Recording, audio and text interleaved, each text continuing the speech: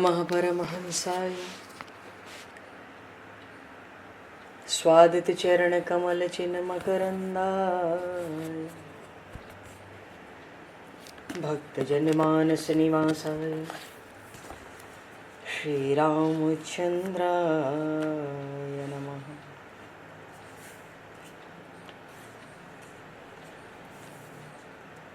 वंदे विदेहतनया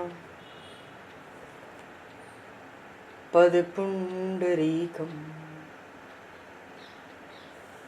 केशौरसौरभसमाहत योगिचेत्तम् हन्तुं प्रतापमनिशं मुनिहंससेव्यं सन्मानशालिपरिपीत परागपुञ्जम्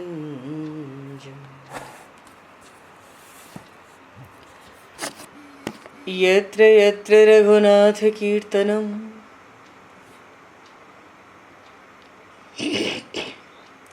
तत्र तत्र कृतमस्तकाञ्जलिं बाष्पवारि परिपूर्णलोचनं मारुतं नमत राक्षसान्तकम् कुन्द इंदुसमदेह उमारमण करुणायन जाहि दीन परनेह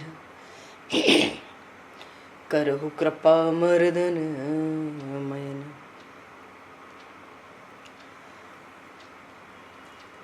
प्रहलाद नारद पराशर पुंडरीक व्यासे अम्बरीश शुक शौनक भीष्म दालभ्याम रुक्मांगद अर्जुन वशिष्ठ विभीषणादीन एतानहं परम भागवतान् नमामि।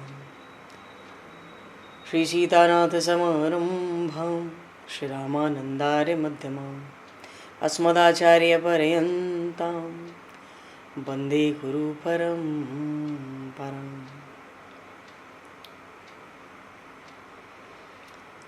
वर्णानामर्थसङ्घानां रसानां छन्दसामपि मङ्गलानां च कर्तारो वन्दे वाणी विनायकौ।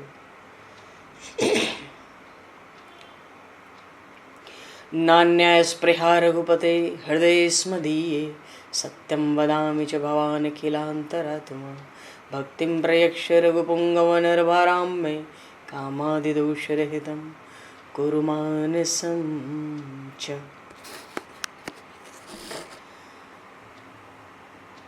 बंधु तुलसी के चरण भक्त भक्ति भगवंत गुरु चतुर्नाम वपु एक तिनके पद वंदन के नाशहि विघ्न अनेक। बंधु तुलसी के चरण जिनकी न्यो जग काज कल समुद्र घोरत लगो प्रगट्यो सप्त जहां। श्री गुरु चरण सरोज रज निज मन मुकुर सुधार वर्णो रघुवर विमल यश जोदायक फल चार। हरि शरण। श्री राम जय राम जय जय राम श्री राम जय राम जय जय राम सीताराम जय सीताराम राधे श्याम जय राधे श्याम जय रघुनंदन जय सिया राम जानकी वल्लभ सीताराम। श्री राम जय जय राम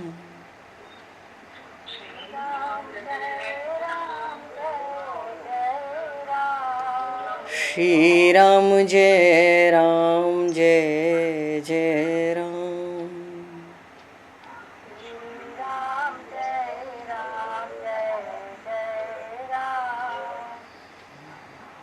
जय सिया राम जय जय हनुमान।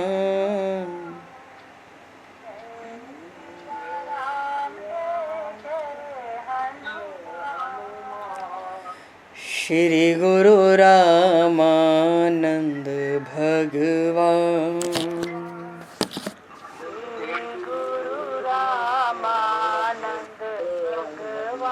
श्री गुरु रामानंद भगवान।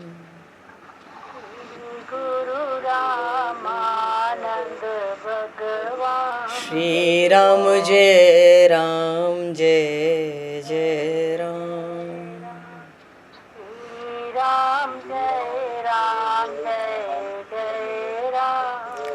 जय सिया राम जय जय सिया राम।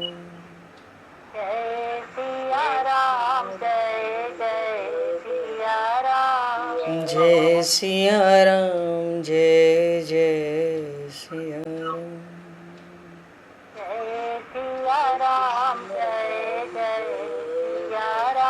बोली सियावर रामचंद्र भगवान की जय। संपूर्ण राम दरबार की जय। श्री अवध मिथिला धाम की जय। श्री बांके बिहारी लाल की जय। 84 कोस ब्रजमंडल धाम की जय। श्री रामचरितमानस जी महाराज की जय। श्रीमन्नाम महाराज की जय। श्री पंडरीनाथ भगवान की जय। कली पावन अवतार गोस्वामी तुलसीदास जी महाराज की जय। सब संतन की जय, सब भक्तन की जय, समस्त वैष्णवन की जय, समस्त पूर्वाचार्य चरणन की जय, समस्त संप्रदाचार्यन की जय। श्री सद्गुरुदेव भगवान की जय। गंगा मैया की जय, जमुना मैया की जय, सरजू मैया की जय, गौ माता की जय, तुलसी माता की जय, पृथ्वी माता की जय, एकाशी महारानी की जय। जय जय श्री सीताराम, जय जय श्री राधेश्याम। नमः पार्वती पते हर हर महादेव। हरिशरणम। अनंत कोटि ब्रह्मांड नायक सर्वेश्वर पूर्ण परात्पर ब्रह्म असंख्य कल्याण गुणगणलय भक्तवांशा कल्पतरु शरणागत वत्सल भक्तवत्सल दीनबंधु दया सिंधु श्री कौशल्य आनंद वर्धन श्री दशरथ नंदन श्री जानकी कंठभूषण भगवान श्री सीताराम जी महाराज की असीम कृपा करुणा से श्री हनुमान जी महाराज की परम पावन भावमयी सन्निधि में महापुरुषों की भावमयी उपस्थिति में एवं आप सभी श्रद्धालु भक्त वैष्णवों की मंगल सन्निधि में मानव जीवन का सर्वोत्कृष्ट फल भगवत गुणगान भगवत कथा का आनंद हम सभी श्री राम कथा के माध्यम से प्राप्त करने जा रहे हैं। सर्वप्रथम आप सभी भक्त जनों के श्री चरणों में भगवत भाव से सादर वंदन सादर नमन। आप सभी को यथा योग्य जय सिया राम, जय जय श्री राधे हरि श्याम, जय श्री राम।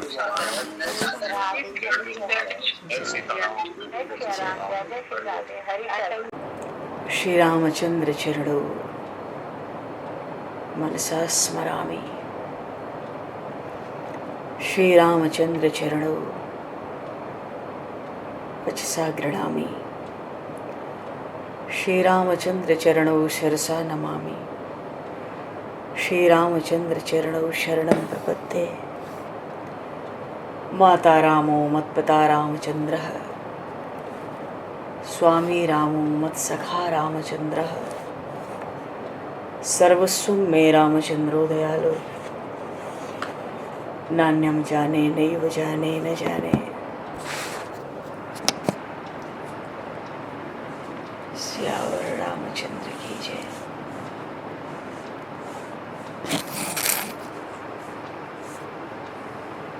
पूर्व प्रसंग में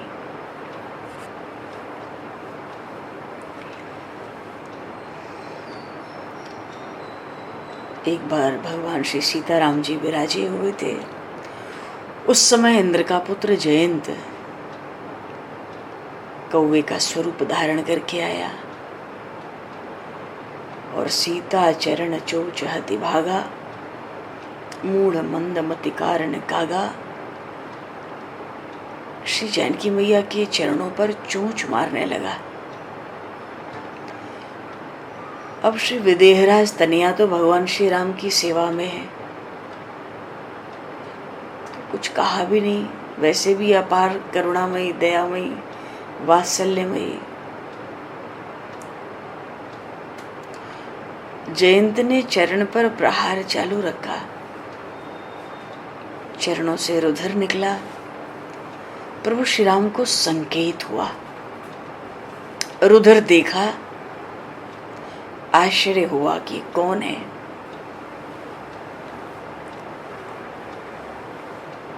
मेरा अपराध कर रहा है। भक्त का अपराध स्वयं प्रभु का अपराध है। और श्री रघुनाथ जी ने उसको सजा देने के लिए एक सींग में ब्रह्मास्त्र का संकल्प करके सींग छोड़ दिया। जयंत भगा और रक्षा के लिए वो अनेक देवताओं के पास गया, समस्त लोकों में गया, अनेक ठिकाने जाकर उसने क्षमा मांगी, भय और शोक से व्याकुल हुआ, पर उसकी कहीं कोई सहायता नहीं हुई। ब्रह्मधाम शिवपुर सब लोका, फिरा श्रमित व्याकुल भय शोका, काहू बैठन कहा न हो, राखी के सके राम कर द्रोही। उसको किसी ने आश्रय नहीं दिया। भगवान से विमुख जीव को कौन आश्रय दे सकता है? जो भगवान से विमुख है वो खुद ही रक्षित नहीं है, वो दूसरे की रक्षा क्या कर सकता है? क्योंकि जीव का आश्रय तो एकमात्र परमात्मा है। जो प्रभु श्री राम के साथ भाव है, जो परमात्मा के साथ विरोध करता है, उसे घर में भी कौन रख सकता है? श्री विनय पत्रिका में गोस्वामी जी ने एक जगह कहा, जाके प्रिय न राम बैदेही, तजिए ताहि कोटि बैरी सम, यद्यपि परम स्नेही। वो कोई भी हो, देवराज इंद्र का पुत्र जयंत हर जगह से उपेक्षित हुआ। उसके पिता इंद्र ने भी उसका संरक्षण नहीं किया। वो जहां जाता था वहीं उसके पीछे पीछे राम जी का छोड़ा हुआ ब्रह्मास्त्र था तो सीख, पर उसमें ब्रह्म तेज था। जयंत बहुत घबराया। अंत में देवर्षि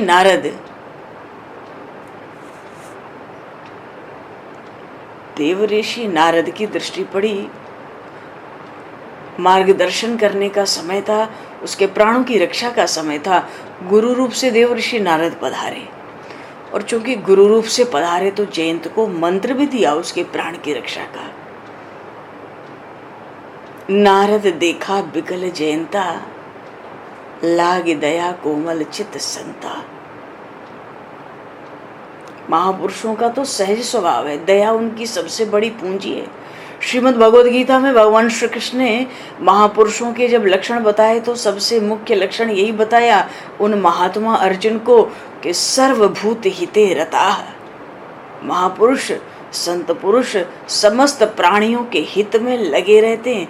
कैसे जीव मात्र का कल्याण हो, यही उनकी भावना होती है। भूत दया ही संतों की पूंजी है। प्राणी मात्र पर दया करना, सब धर्मों का निवास दया में है। तो नारद देखा बिकल जयंता, लागी दया कोमल चित संता। बुलाया, उसको समझाया, अरे तू घबराता क्यों है? ये ब्रह्मास्त्र तेरे प्राण नहीं लेगा। अरे आपको दिखता नहीं है इसके तेज से मैं जलता हूं?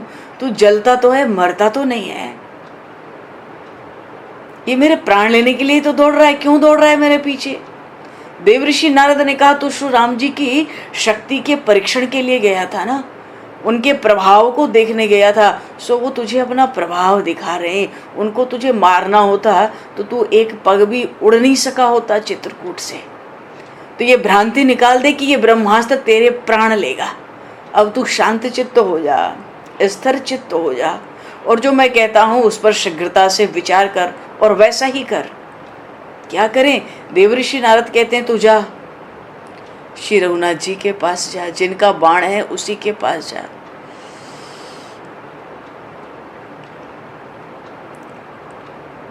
जयंत कहता है जाकर क्या कहूंगा? कहेंगे भाग के गया था तो लौट के क्यों आया?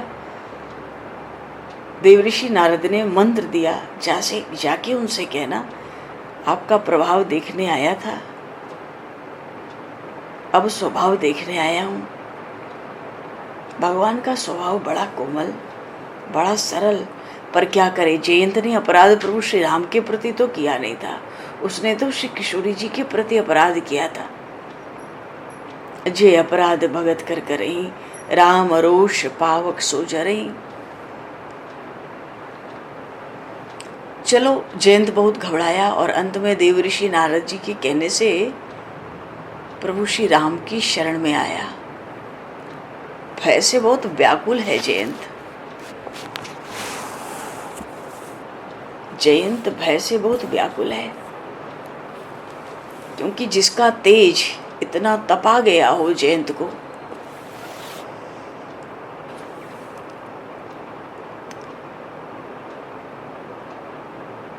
जयंत को कहीं कोई आश्रय नहीं मिला। गोस्वामी जी ने श्री रामचरितमानस में उस जीव की स्थिति बताई जो परमात्मा से विमुख होता है, जो परमात्मा के चरणों की शरण नहीं लेता। उस जीव की संसार में क्या स्थिति है, वही स्थिति तो जयंत की 3 लोक 14 भुवन हुई थी। तो देवऋषि नारद वहां कहते हैं, मां तो मृत्यु पितु समन समाना, सुधा हो ही विश्व सुन हरिजाना, मित्र करे शतरिपु कै करणी, ताकह विबुध नदी बैतरणी। जो जीव भगवान से विमुख होता है, माता तो मृत्यु के समान हो जाती है। कहाँ तो माता वात्सल्य और ममता की मूर्ति, करुणा की मूर्ति, पर जीव जब भगवान से विमुख होता है तो वो माता भी आवश्यकता पड़ने पे उस विमुख जीव को मृत्यु के समान मालूम पड़ती है। गोस्वामी जी रामचरितमानस में कहते हैं, मां तो मृत्यु पितु समन समाना। समन कहते हैं यमराज को, पिता तो यमराज जैसे हो जाते हैं। और सुधा हो ही विष, भगवद विमुख जीव को अमृत भी मिले तो वो विष का फल देता है। सुन हरिजाना। काकभूषुंडी जी गरुण जी महाराज से कह रहे हैं, हे गरुण, जो भगवान से विमुख है उसकी माता तो मृत्यु के समान उसको मालूम पड़ेगी, फल देने वाली होगी। पिता यमराज के समान फल देने वाला हो जाएगा। उसके लिए विष, उसके लिए अमृत भी विष हो जाएगा। अमृत करे सतरिपु कै करणी, जो उसका मित्र होगा, परम मित्र होगा, वो करोड़ों शत्रुओं के समान व्यवहार करने लग जाएगा। और ताकह विबुध नदी बैतरणी, विबुध कहते हैं देवताओं को, और देव नदी है श्री गंगा। बोलिए श्री गंगा मैया की जय। ताकह विबुध नदी बैतरणी, उसके लिए तो गंगा नदी भी बैतरणी नदी के समान हो जाती है। जो भगवान से विमुख जीव हैं, और सब जग ताहि अनलहु तिताता, जो रघुवीर विमुख सुन भ्राता। सारा जगत अग्नि से भी ज्यादा ज्वलंत हो जाता है उसके लिए। और देखो जयंत के लिए यही हुआ, वो उस ब्रह्मास्त्र में जलता ही रहा, जलता ही रहा। पर वो ब्रह्मास्त्र उसको मारता भी नहीं। तो सारा जगत उसके लिए अग्नि से भी ज्यादा ज्वलंत होता है। जो रघुवीर विमुख सुन भ्राता, जो प्रभु से, श्री रघुवीर से विमुख है। ऐसी हालत देखकर ही नारद जी को जयंत पर दया आई थी, और तुरंत राम जी के पास भेजा और कहा, देवऋषि नारद ने कहे से पुकार प्रणत हित पाई। वहां पुकार कर कहना, जोर लगा कर कहना। क्या कहना है नाथ? पाहि माम शरणु शरणु, मैं आपकी शरण हूं। ऐसा जाकर कहना। जयंत आया। देवऋषि तो बड़े दयामय हैं। सिखा दिया, जाके राम जी से कहना, आप ही मुझ पर दया करो, आप शरणागत के रक्षक हो।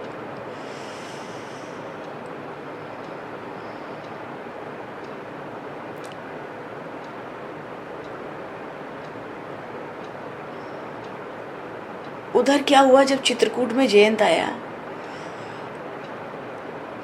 देखो देखो, भक्तों को, संतों को तो ये पता है कि शरणागत को भगवान कभी त्यागते नहीं।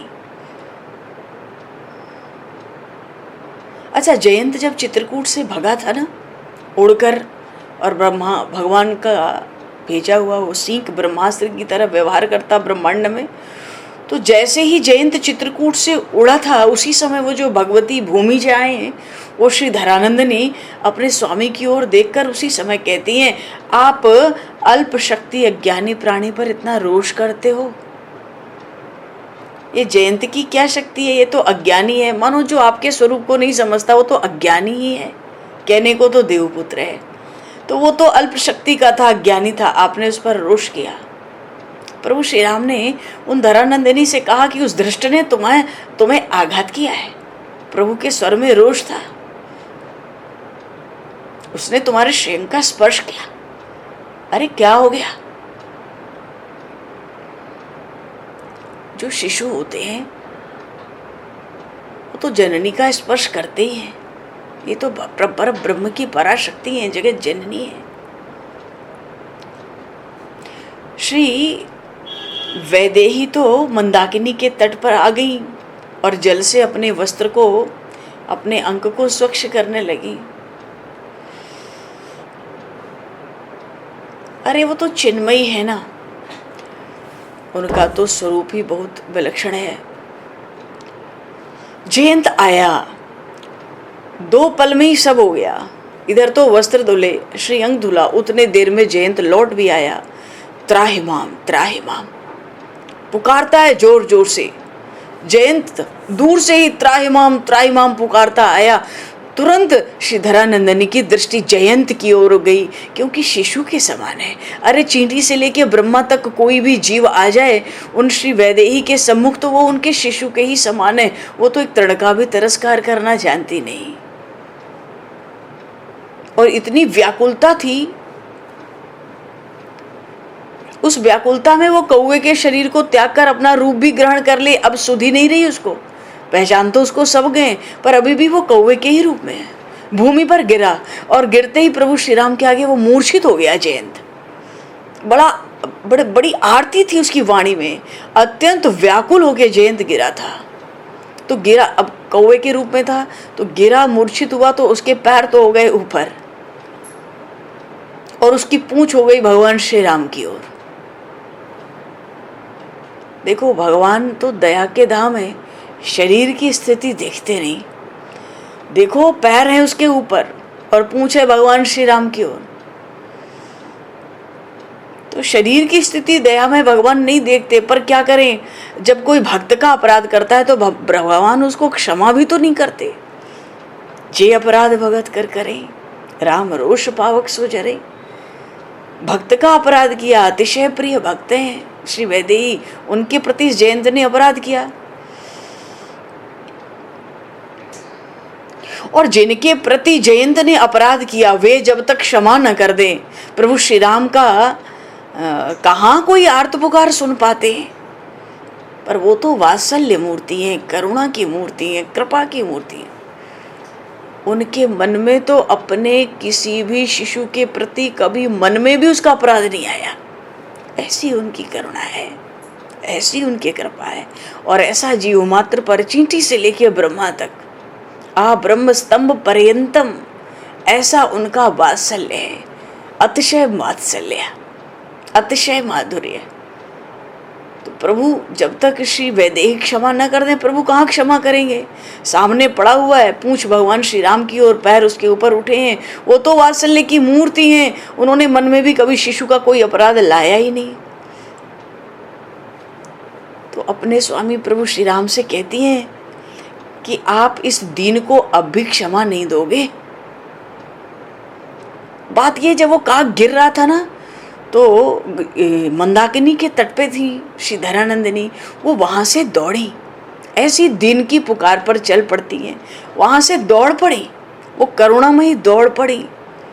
काग को गिरते देखा तो दौड़ पड़ी, उन्होंने उठा लिया उसको और प्रभु श्री राम के चरणों के समीप लाकर रख दिया। ये जयंत अभी तक बहुत संतप्त हो चुका था, बहुत जल चुका था, वो बहुत भटक चुका था। श्री जानकी मैया श्री रघुनाथ जी से कहती हैं अब तो इसको क्षमा कर दीजिए। प्रभु ने श्री जानकी मैया से कहा ठीक है, आप संतुष्ट हो तो राम भी संतुष्ट ही है। पर प्रभु श्री राम ने उस बाण की ओर संकेत किया। प्रभु का जो बाण होता है वो तो अमोघ होता है, वो निष्फल होता नहीं कि बेवजह लौट आए हो, बेवजह चलाओ।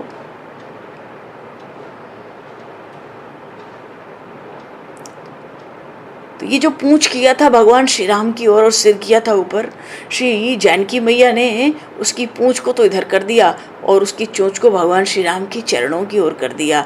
उस जैन से कहा, जैन तू अभी भी बड़ी भारी गलती करता है, तुझे शरण होना भी नहीं आता, तुझे प्रणाम करना ही नहीं आता। मेरे स्वामी तो एक प्रणाम पर रीझ जाते हैं, सकृत प्रणाम किए अपनाए।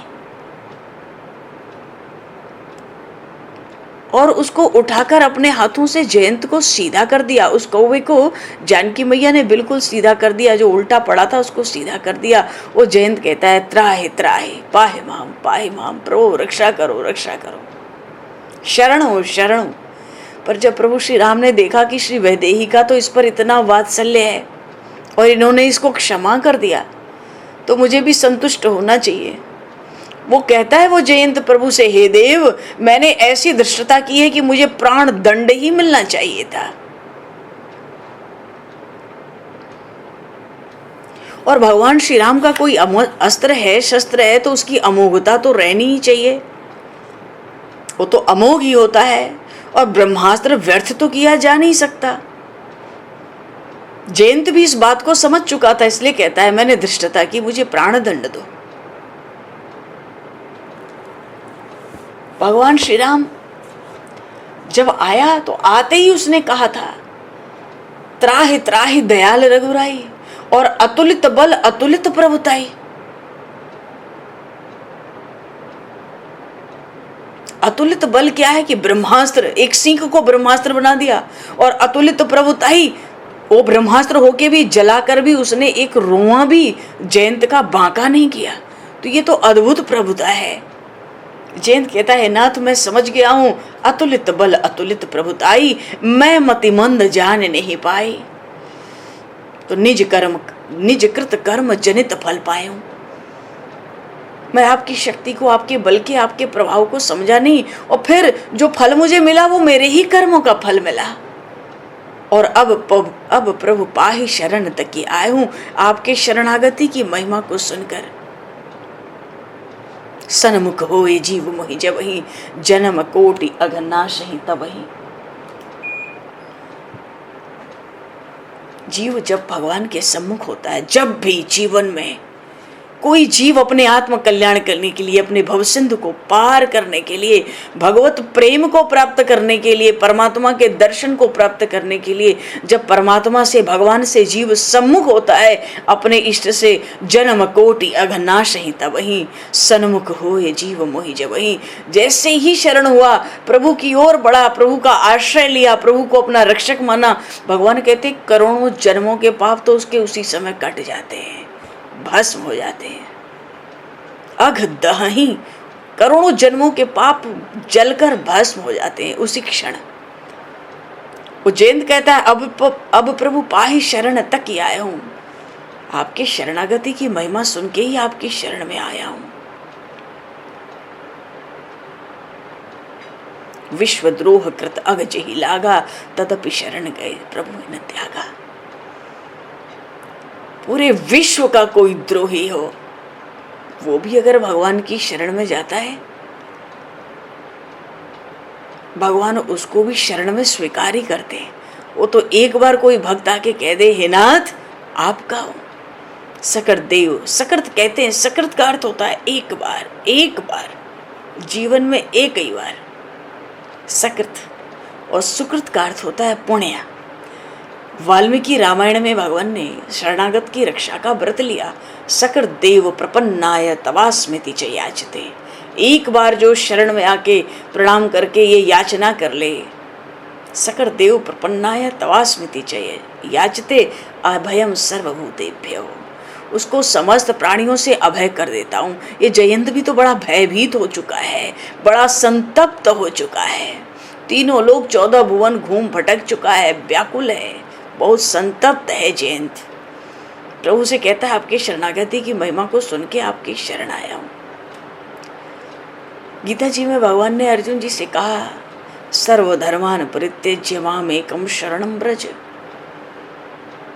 और वहीं 18वें अध्याय में कहा तमेव शरणं गच्छ सर्वभावेन भारत मनसा वाचा कर्मणा। सर्वभावेन क्या है? मनसा वाचा कर्मणा, मेरी शरण ले। अनित्यम सुखम लोकमिमं प्राप्य भजस्व माम। आ गया है शरण में जयंत। और भगवान को तो दीन के वचन बड़े प्यारे लगते हैं। एहि दरबार दीन को आदर रीति सदा चली आई। भगवान से सीताराम दोनों को ही दीन बड़े प्यारे लगते हैं। गिरा रथ जल बीच सम कहियत भिन्न न भिन्न, बंदहु सीता राम पद जिन्हि परम प्रिय खिन्न। ये दो तो है नहीं, तत्व की दृष्टि से तो भगवान श्री सीताराम भगवान श्री राधा कृष्ण एक ही हैं। इनकी रुचि भी एक है, इनका स्वभाव भी एक है, इनकी रीति प्रीति की रीत भी एक है। और दोनों को खिन्न बड़े दीन जो होते हैं बड़े प्यारे लगते हैं। जिन्हीं परम प्रिय खिन्न। अब ये जो जयंत है ये बड़ा दीन हो के आया, बड़ी दीनता से वाणी बोलता है। अतुलित बल अतुलित प्रभुताई, मैं मतिमंद जान नहीं पाई, त्राहि त्राहि दयाल रघुराई, निज कृत कर्म जनित फल पाए हूँ अब प्रभु शरण। अब प्रभु पाहि शरण तक आए हूँ। भगवान ने जब दीन वाणी सुनी तो सुन कृपाल अति आरति बानी। वो तो बड़े दयालु, वो बड़े कृपालु भगवान। जेहि दीन प्यारे वेद पुकारे, द्रवौ सो श्री भगवान। जेहि दीन प्यारे वेद पुकारे, जेहि दीन प्यारे वेद पुकारे, द्रवौ सो श्री भगवान। शारद श्रुति शेषा ऋषय अशेषा, जा कहूँ को नहीं जाना। जेहि दीन प्यारे। वेदों ने भी ये बात पुकार पुकार के कही है कि उन परमात्मा को दीन बड़े प्यारे लगते हैं। जयंत की वाणी में बड़ा भारी दैन्य था। और जब उन कृपालु दयालु भगवान ने उसके दैन्य को देखा, एक नयन करी तजा भवानी। भगवान शंकर कहते हैं एक आंख भगवान का अस्त्र तो छूट चुका था, ब्रह्मास्त्र निष्फल होता नहीं। भगवान ने सोचा अब इस बाण का क्या करें जो इसके पीछे पड़ा है। तो उस बाण ने जयंत की एक आंख फोड़ डाली। वैसे ये भी तो भगवान से सीताराम जी को अलग अलग देख कर आया था, पर ये दो तो है नहीं, एक ही है। भगवान ने सोचा इसकी एक आंख ले लो, तो अभी ये हमें दो रूप में देखता था, कम से कम एक आंख से एक ही रूप में देखेगा, इसको याद तो रहेगा। बोलिए श्री सीताराम जी महाराज की जय। भगवान शंकर कहते हैं माता पार्वती से कि हे गिरिजा, कीन मोह बस द्रोह। अज्ञान के कारण इस जयंत ने भगवान से द्रोह किया। अरे श्री जानकी जी की भगवान श्री राम में एकात्म भक्ति है और फिर भी इसने जाकर द्रोह किया। कीन मोह बस द्रोह तदपि तेहि कर बध उचित। हे गिरजा, इस जयंत का तो बध ही उचित था। इसने अज्ञान के कारण श्री जानकी जी का अपराध किया, इसका तो बध ही करना चाहिए था प्रभु को। पर क्या करे प्रभु ऐसे दीन वत्सल, दीनानाथ, दीन जनतारक, दीन दयाल कि प्रभु छाड़े कर इच्छो।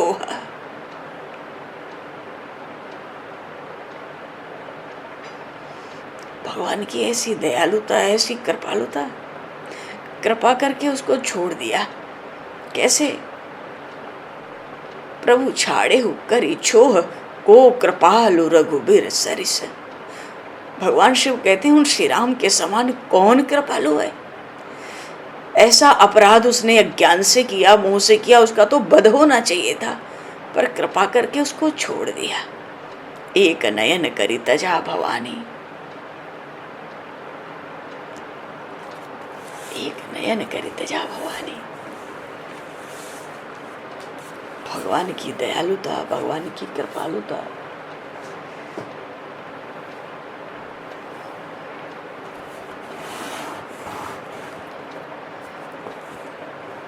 जयंत ने बड़ा भारी अपराध तो किया ही था, सीधे जानकी मैया का उसने अपराध किया था। इस जयंत की जो शरणागति है, इस जानकी मैया ने सिद्ध की।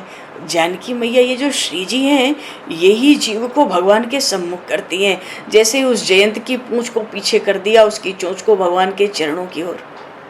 शरणागति एक यज्ञ है, और इस यज्ञ में भगवान के दाहिनी ओर श्री जानकी मैया, श्री किशोरी जी विराजती हैं। जो जीव आता है उसको, उसकी शरणागति को सिद्ध कर लेती हैं, तो भगवान के चरणों में भेंट चढ़ा देती हैं। जयंत की शरणागति को माता जी ने आज सिद्ध किया। प्रभु को ठीक तो नहीं लगा था उस समय एक पल। तत्शिलाह योजयामास पादयोस्तस्य जानकी। अपराधी तो था, तो सजा तो देनी थी उसको कुछ। इसलिए जानकी मैया उस समय प्रभु श्री राम को मनाने लगी थी बारंबार, इसको क्षमा कर दीजिए, इसको क्षमा कर दीजिए। क्षमा के लायक तो नहीं है, अपराध तो इसका अक्षम्य था। जानकी मैया का बस चलता तो अपने स्वामी से कहती, वो लायक नहीं, आप तो लायक हो। इतनी करुणा है, इतनी कृपा है, इतना वात्सल्य, इतनी ममता है उनमें। श्री जानकी मैया बहुत ही दयालु हैं। प्रभु ने जयंत की एक आंख फोड़ दी, एक आंख कर दिया। परमात्मा सजा तो देते हैं, पर जब परमात्मा भी सजा देते हैं ना जीव को, दया रख कर ही सजा देते हैं। जयंत की दोनों आंखें भगवान ने नहीं फोड़ी, एक ही फोड़ी। भागवत में कथा आई, वामन भगवान के चरित्र में भागवत में कथा आई कि वामन भगवान ने भी शुक्राचार्य जी की एक ही आंख फोड़ी थी। वामन भगवान ने राजा बलि से 3 पग पृथ्वी मांगी थी।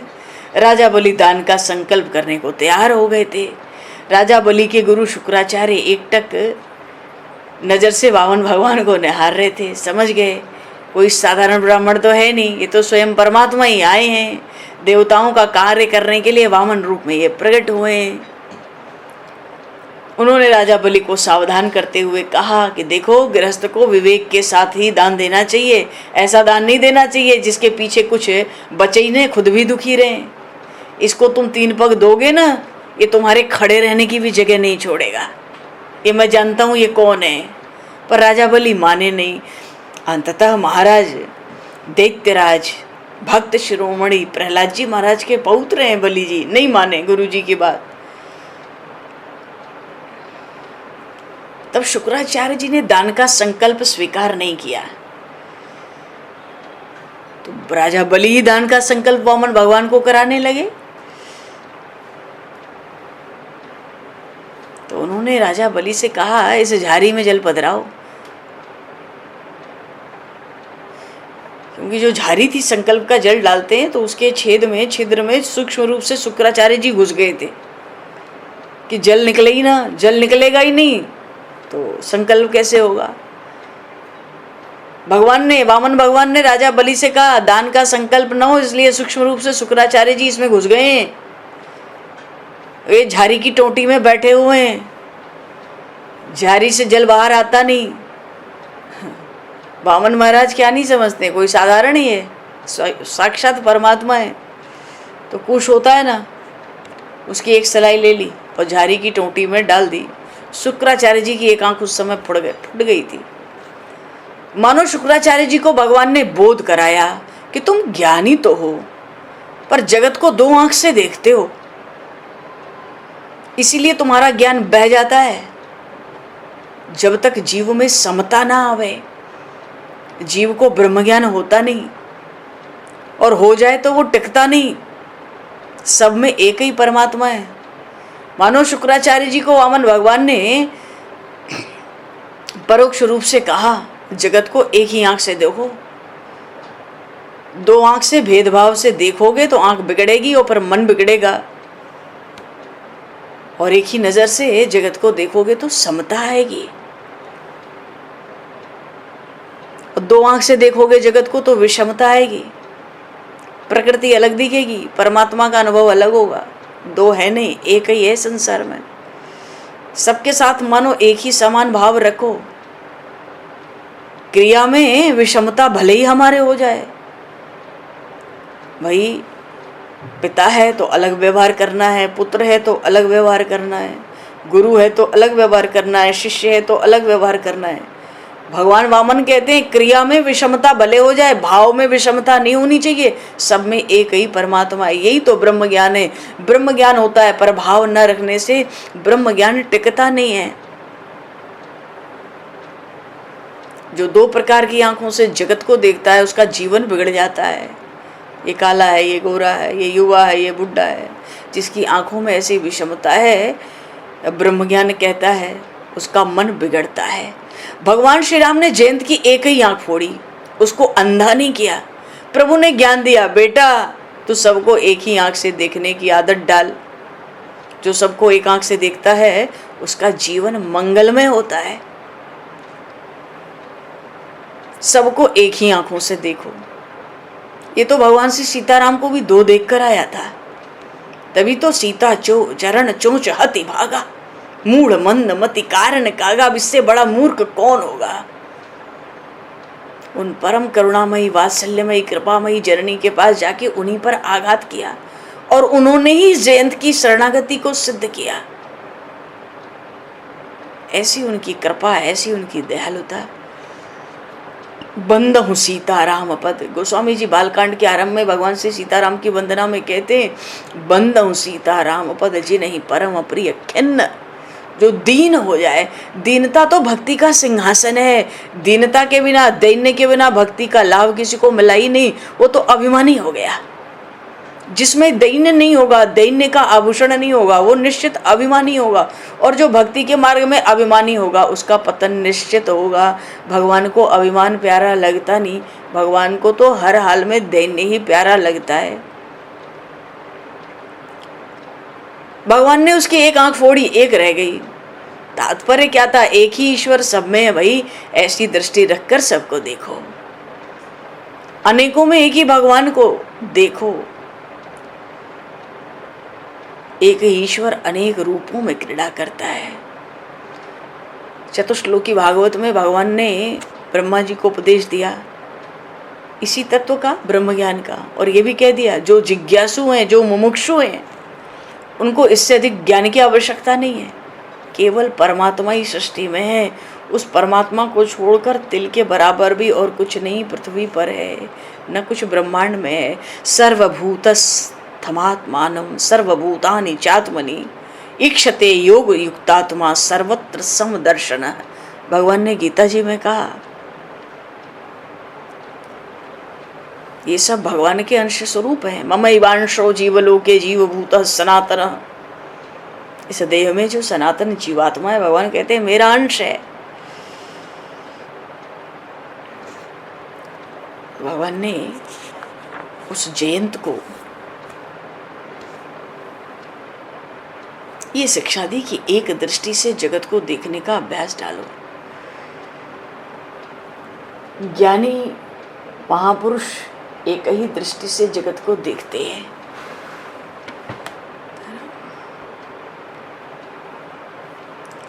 और भगवान श्री राम में तो सब में रमण करते हैं। राम उसी को कहते हैं जो रोम रोम में रमण करे।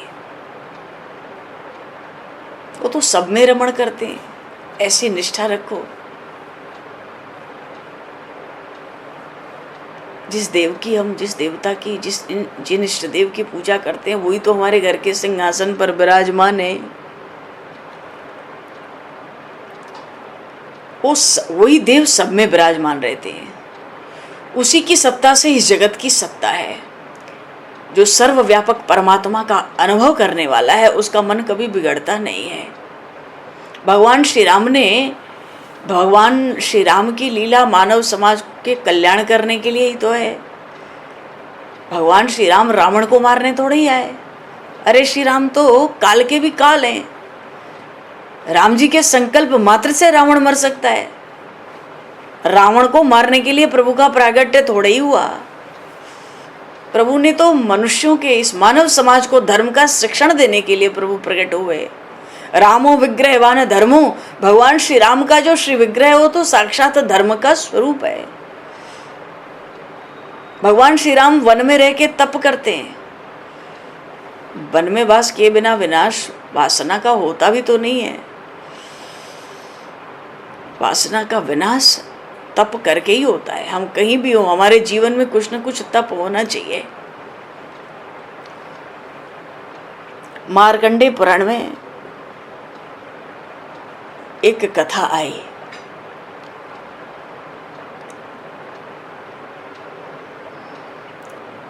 पर मार्कंडेय पुराण में रामायण की कथा है।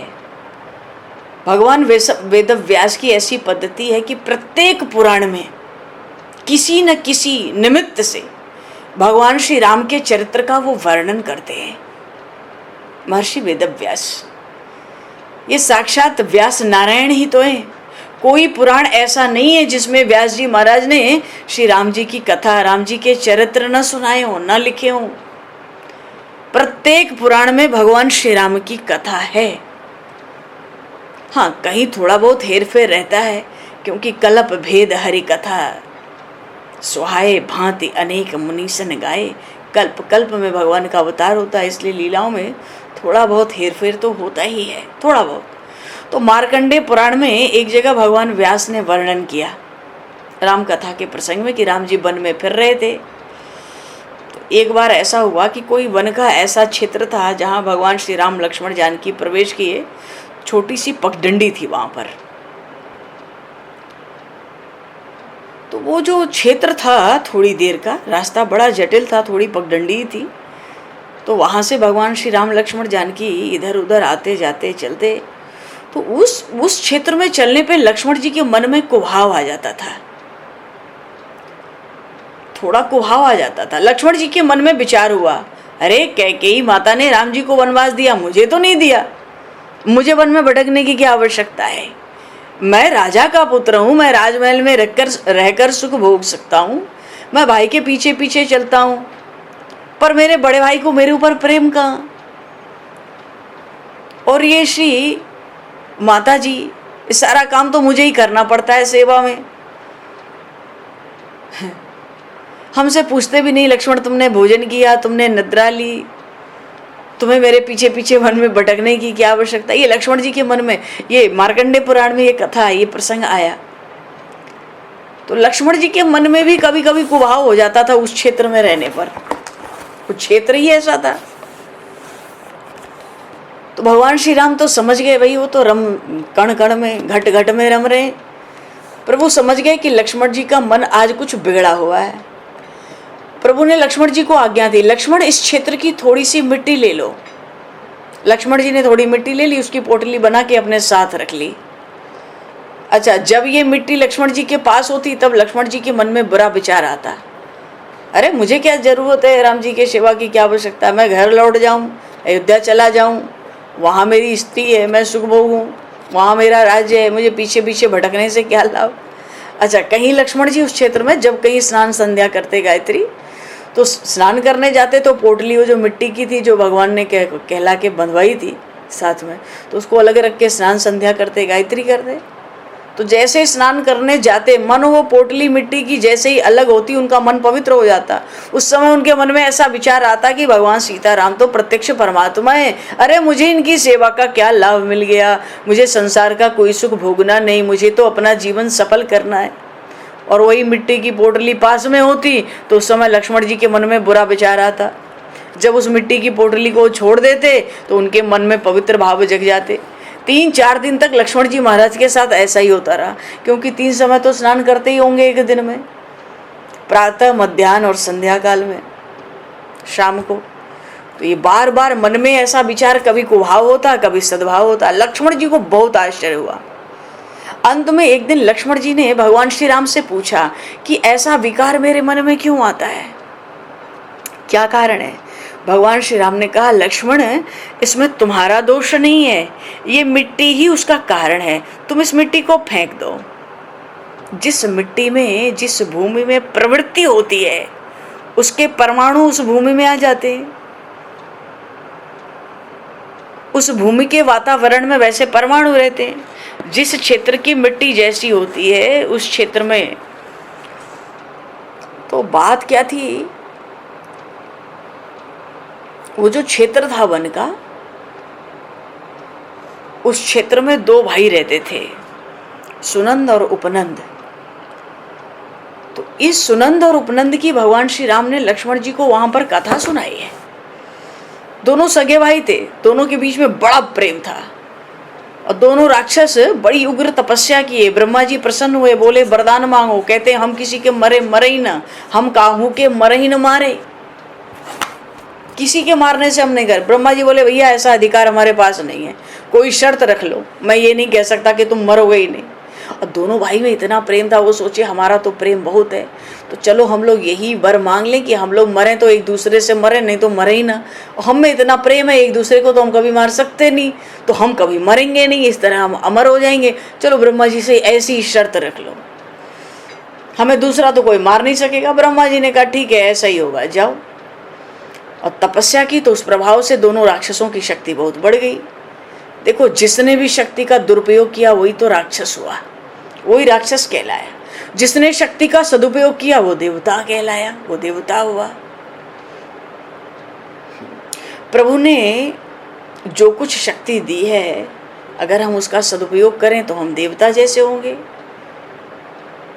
पवित्र विचार रखें, इसलिए भगवान ने हमें मन दिया है। ब्रह्मा जी ने सोचा कि ये बड़े पापी हैं, बड़े अपनी शक्ति का दुरुपयोग करते हैं, इनको मारने का क्या उपाय करें। इनका मारना तो यही होगा कि आपस में ही मर जाएं लड़के, जब तो ये मरेंगे नहीं तो ये मरेंगे नहीं। ब्रह्मा जी ने युक्ति की, तिलोत्मा नाम की एक अप्सरा थी, वो भेज दी। उसने दोनों भाइयों में आके, वो ऐसी परम सुंदरी थी, इसका ऐसा रूप था, दोनों भाइयों में आके उसने बैर उत्पन्न कर दिया। एक कहता है ये मेरी है, दूसरा कहता है ये मेरी है। झगड़ा लग गया, दोनों में मारपीट हो गई। दोनों उस अप्सरा को पाने के लिए तैयार हो गए, मारपीट हो गई, दोनों एक दूसरे को मारपीट के मर गए। भाव है भगवान श्री राम लक्ष्मण जी को एक कथा सुनाते, ये जो भूमि है ना, इस भूमि में ही बैर के संस्कार हैं, इसलिए यहाँ आते ही मन में को भाव आता है दो भाइयों के बीच में विशेष रूप से। तो भगवान श्री राम लक्ष्मण भी तो दो भाई हैं, लक्ष्मण जी के भीतर को भाव आ जाता है, क्योंकि ये दोनों आपस में युद्ध करके लड़ मरे थे। यहाँ पे जो जिस भी भूमि का हम सेवन करते हैं उस भूमि का असर हमारे मन के ऊपर होता है। जैसे अभी हम वृंदावन धाम में बैठे हैं, तो धाम में रजरानी की जो महिमा है, किसी भी धाम में जाएं उसकी जो महिमा है, जो तीर्थों की महिमा है, वो तो होके रहती है। क्षेत्र का, स्थान का हमारे मन के ऊपर बहुत प्रभाव पड़ता है। अगर हमारी जिस स्थान में हम रहते हैं वो भूमि अशुद्ध है तो भक्ति में बाधक है, अगर भूमि शुद्ध है तो भक्ति में साथ देती है। इसलिए बड़े बड़े महापुरुषों ने भी कहा कि भाई गृहस्थ का तो धर्म है 12 महीने नहीं तो 12 महीने में कम से कम 15 दिन छुट्टियों के समय किसी वन में जाके तप करो। तप का अर्थ एकांत में रहो, सात्विक भोजन करो और परमात्मा का स्मरण करो, इंद्रियों को संयमित रखो, सादा भोजन करो, सत्कर्म करो। भगवान श्री राम वन में है, अकेले नहीं है, श्री जानकी मैया साथ में है, पर राम जी ने पूर्ण संयम रखा, खूब तप किया। रामायण में लिखा है राम जी कोई वृद्धावस्था में तो बन गए नहीं थे। वैसे भी वनवास यौवन में ही होना चाहिए, वृद्धावस्था में तो शरीर दुर्बल हो जाता है, शरीर में शक्ति रहती नहीं, तो भक्ति क्या होगी। शरीर तो रोगों का घर बन जाता है।